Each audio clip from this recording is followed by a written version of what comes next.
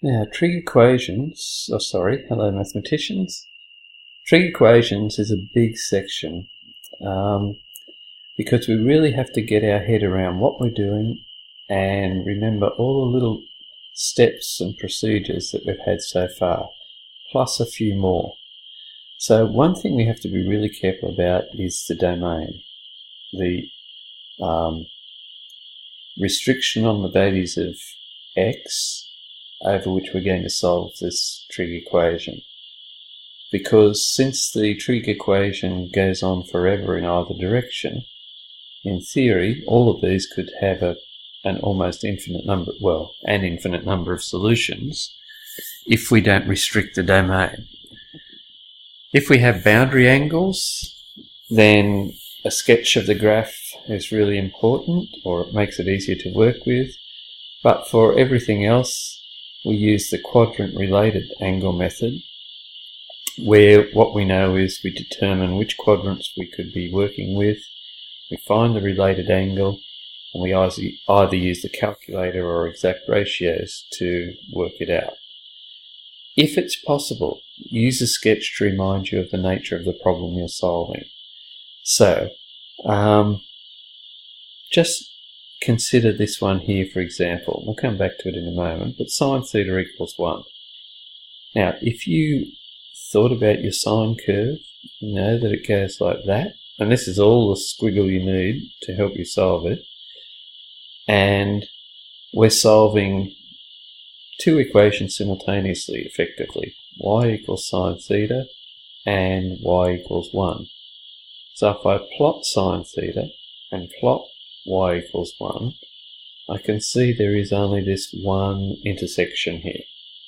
Now, you won't have to be that formal for everyone. We could just glance at that sine curve and see that it equaled 1 at only one spot. But occasionally it really helps for you to do this formal technique, even on a bit of scribble paper, so you know how many solutions you expect. So, let's have a look at these. So for our first one, we said, and I'm just going to do a really miniature sketch here, that because sine theta equals 1, that will occur when theta equals 90 degrees. Cos theta equals 1, going to happen twice, which will be 0 and 360.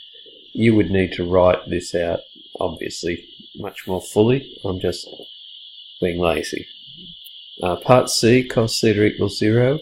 Well, that would be here and here, which is 90 and 270. Cos theta equals minus 1, just here at minus 180. At 180. Tan theta equals 0, so we need our tan curve. So start from the middle. So we know it's 180 degrees as the period instead of 360. So that makes this plus 90 and this minus 90. It will go through 0 in between there, and then going out this way in the next 180, so that's up to 270, it will cut through 0 at 180, and then there'll be another half a squiggle out here. So where does tan theta equal 0? In the domain 0 less than theta less than 360. Well, it's at three different values. It's at 0, it's at 180, and it's at 360. And last one, sine theta equals minus 1. Well, from our graph here, we can see that that happens here, which is at 270 degrees. Now, for these ones, we're talking essentially exact values. So, our method is, if sine theta equals root 3 on 2, first of all, it's going to be it's a positive, so that means it's in the first or the second quadrant. The magnitude of the angle, or the related angle if you like, is the angle whose sine is root 3 on 2, which is 60 degrees. So we want 60 degrees in the first quadrant, or 60 degrees in the second, which would be 120. Again, you should show a little more working than that if this is the focus of the question. And in fact, putting into writing down what I've said would probably not be a bad layout. I'll maybe do the next one a little bit more formally. So sine theta equals a half. Therefore, theta is the angle whose sine is a half. So we're talking about a related angle of 30 degrees in the first or the second quadrant. So that means that we're talking about 30 degrees or 150 as what theta equals. Okay, so clearly I'm not going to have space to do all of that, so I'll just look for the answers. So tan theta is plus 1. So the angle whose tan is 1 is an angle of 45 degrees. It's positive, so that means that we are in the first quadrant or the third quadrant. So that will be 45 degrees or 225 degrees. Tan theta equals root 3, so we're talking an angle of 60 degrees. Again, in the quadrants where tan is positive, which is the first and the third, so it's 180 plus 60, which is 240 degrees. Cos theta is minus 1 on root 2. So the 1 on root 2 tells us that the related angle is 45 degrees. The negative tells us that we're talking about the second quadrant or the third quadrant. So in the second quadrant, that will give us 180 minus 45, which is 135 degrees. And in the third quadrant, 180 plus 45, which is 225. The next one, tan theta is minus root 3. So we're talking again, as we saw over here, a related angle of 60 degrees. In the quadrants where tan is negative, which is the second, so that'll be 180 minus 60. And the fourth, so 360 minus 60. Sine theta is minus a half, so an angle of magnitude 30 in the third and the fourth quadrants. So that will be 210 and 330. Now last one, if cos is root 3 on 2, we're talking an angle of related angle of 30 degrees, where cos is negative, which is the second and third quadrant, so that will be 150 and 210. Now, if we have equations, trig equations to solve, which involves reciprocal functions, generally we will try to change them to the more common form of the function.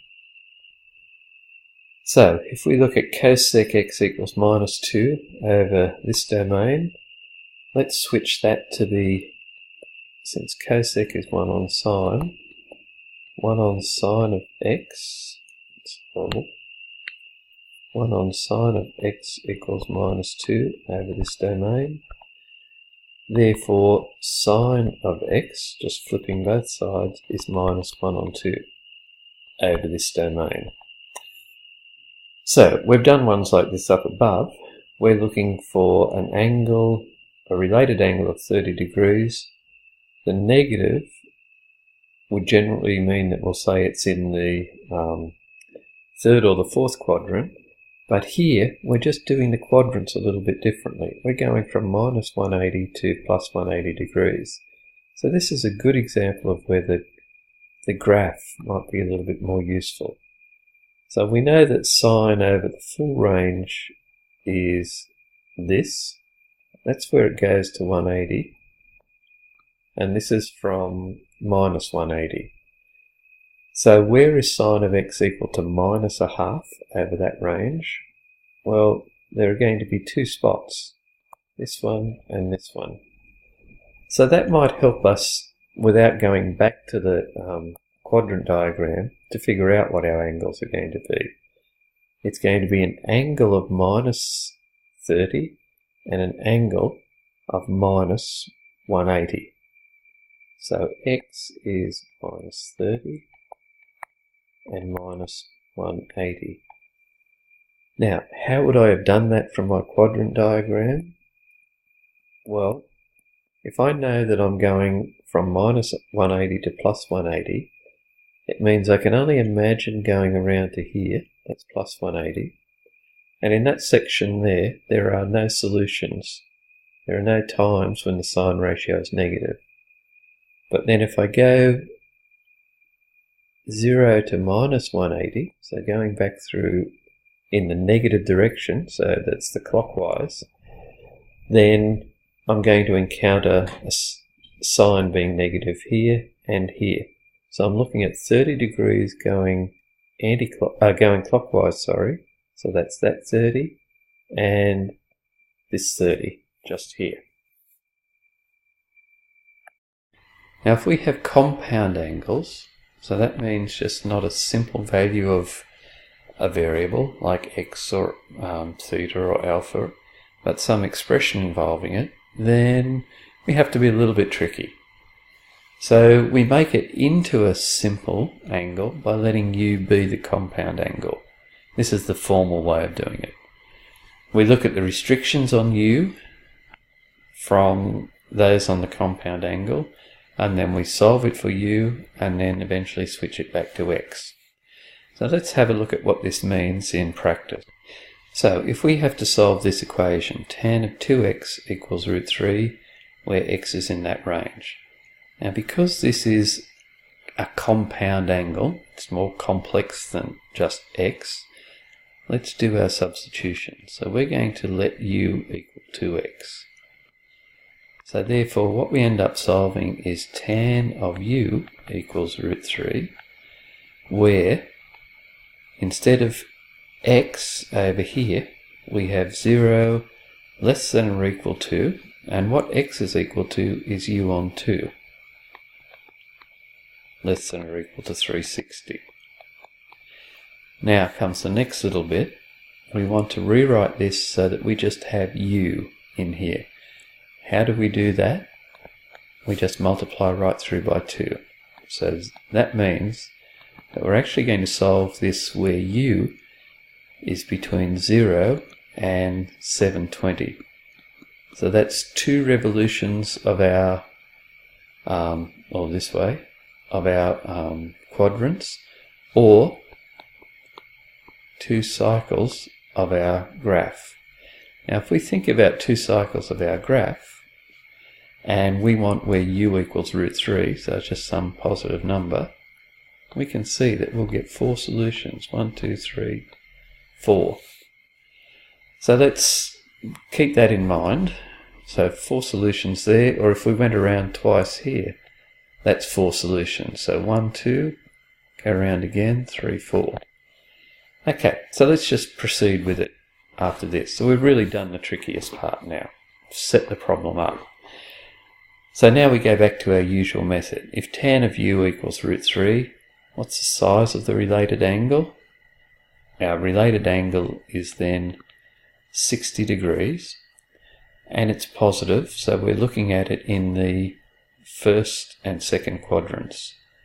So that's 60 degrees and 120 in our first lap around, or in our first cycle if you like, and then it's going to be 360 plus 60, so once around plus another go into the first quadrant, or it's going to be 120 plus 360, which is then going to be, what's that, 480.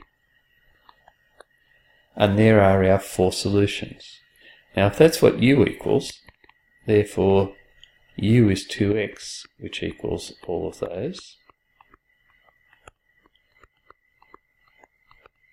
And now comes the nice bit. If that's what 2x equals, x equals 30 degrees, 60 degrees, 210 degrees, and 240 degrees. And all of those values of x are between 0 and 360. So we've got this nice little coming together of the problem at that stage. So what we would find is if we took tan of 2 times 30, so tan of 60, it will equal root 3. Tan of 2 times 60, so tan of 120 equals that.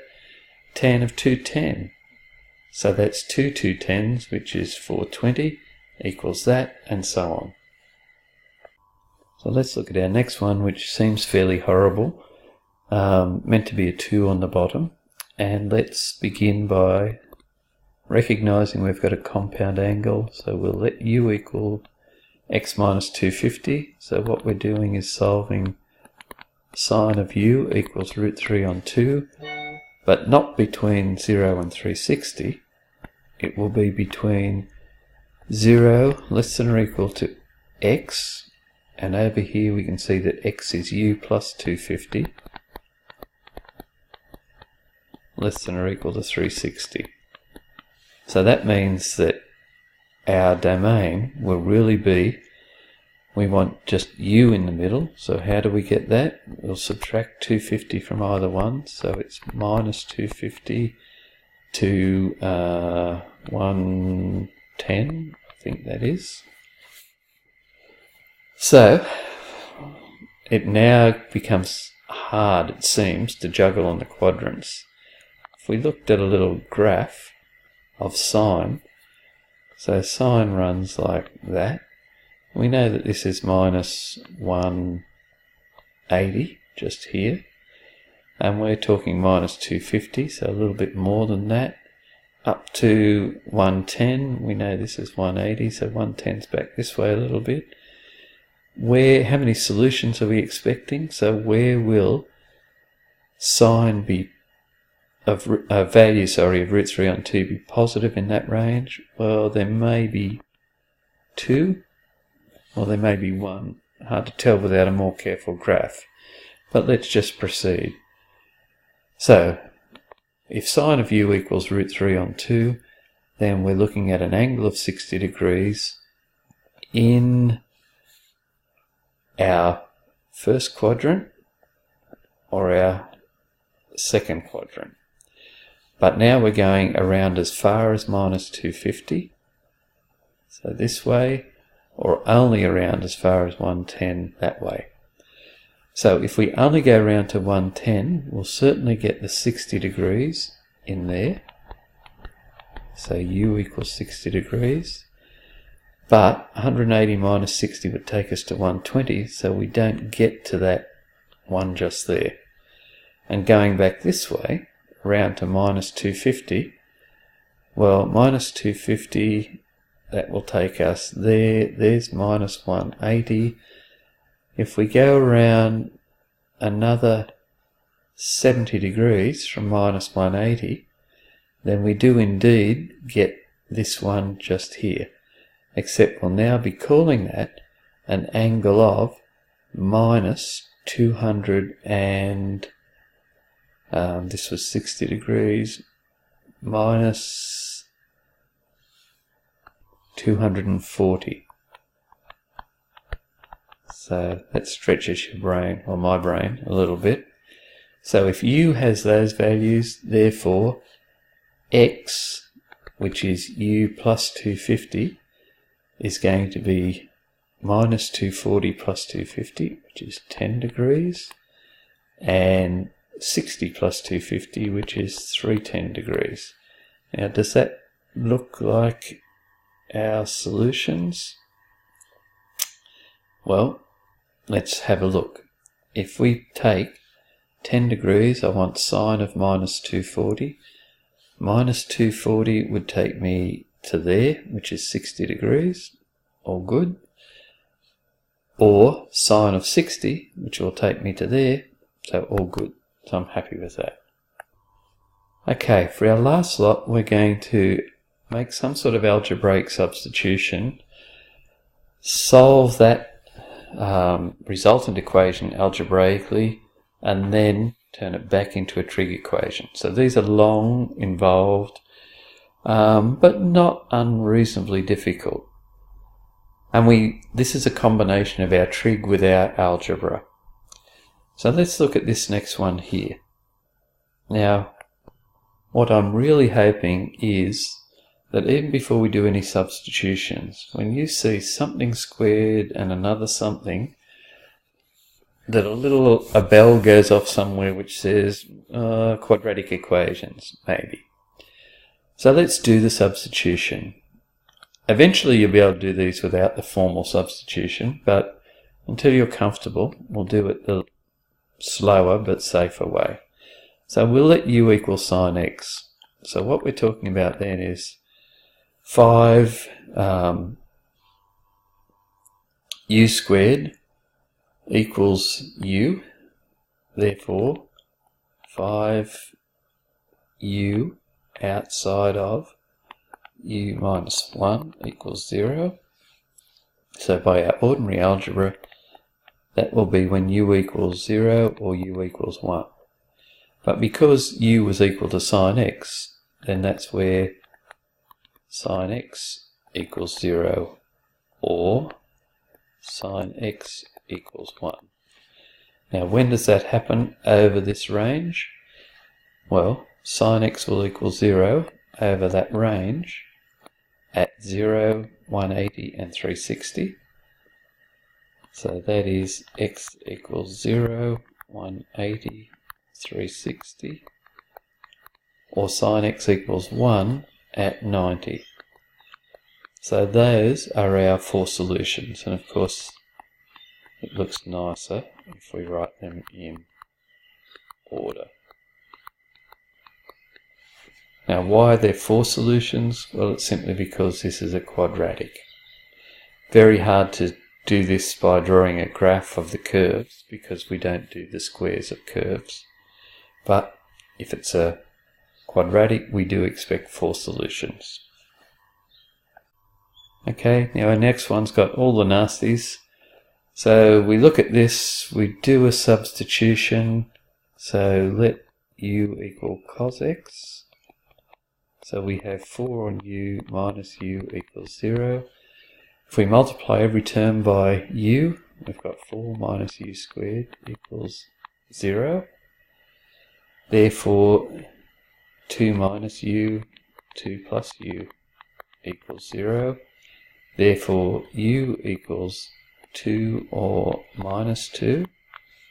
Therefore, cos x equals 2 or minus 2. But of course we know that cos of x will only be in the range plus 1 to minus 1.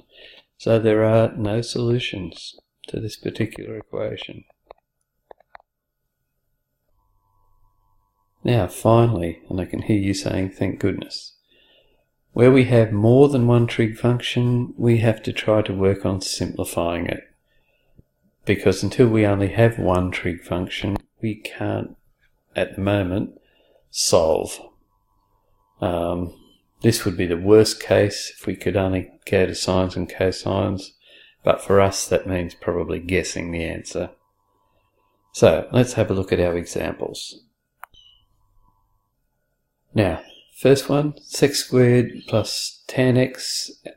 We have to have a bell ringing in our brain that says sec squared. I know I've heard that somewhere before. I think it was 1 plus tan squared. So 1 plus tan squared, you would of course check it.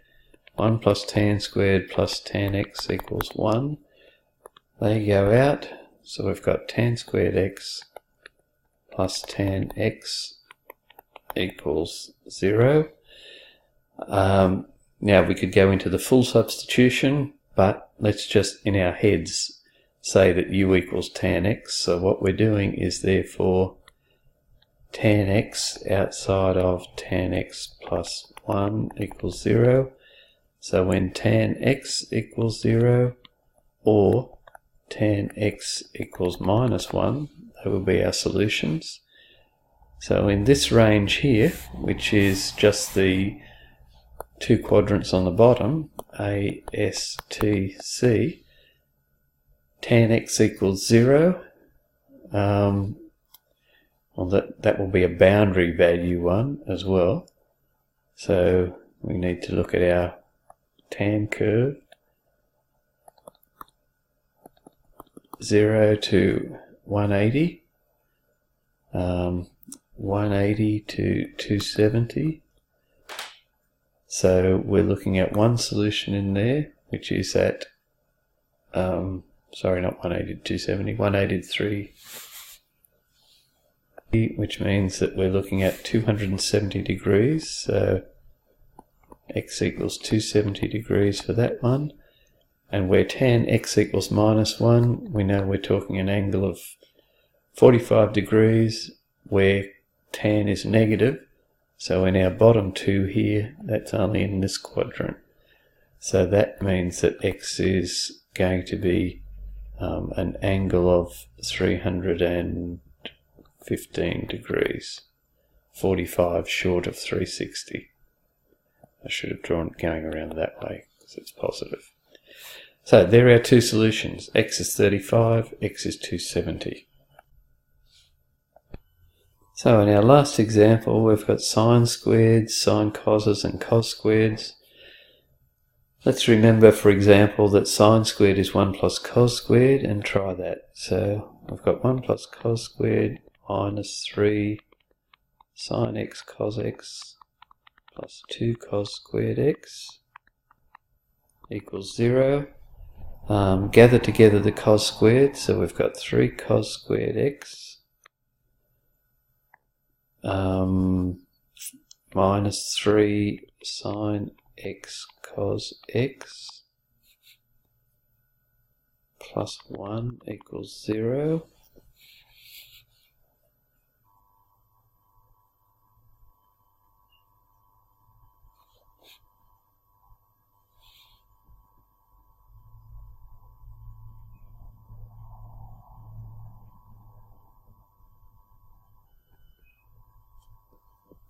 Shit.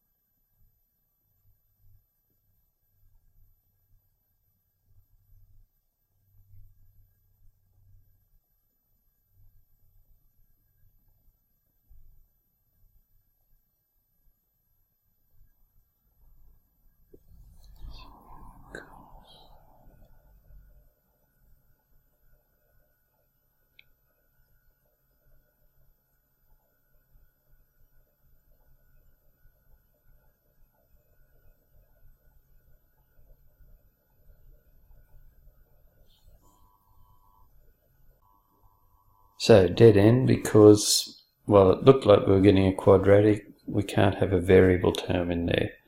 So we need to try something else. So let's try dividing through by sine squared or cos squared, because that might get rid of something here. So I'm going to divide by cos squared because I'd rather have a tan. So I divide by cos squared, then sine squared divided by cos squared is tan squared. 3 sine x on cos x divided by cos squared. So that cos will go out with that one, and I've got 3 sine x on cos x, which is 3 tan x. And 2 cos squared x on cos squared x is 2. So I've got tan squared x minus 3 tan x plus 2 equals 0. I want two numbers that multiply to plus 2 and add to minus 3. So that will give me minus 2 and minus 1. So I want where tan x equals 2 or tan x equals 1. This one I can solve without the calculator. I'm looking at 45 degrees in either of the, in the first quadrant. So that's 45 degrees, so we're only looking at the first two quadrants. And tan x equals 2. Well, again, I'm only looking at the first quadrant, but I'll have to go to the calculator for this one to get x equals tan to the minus 1 of 2. I'll just pause while I do that. So that gives me 63.4 degrees. On that note, it's a long video. We have the exercises.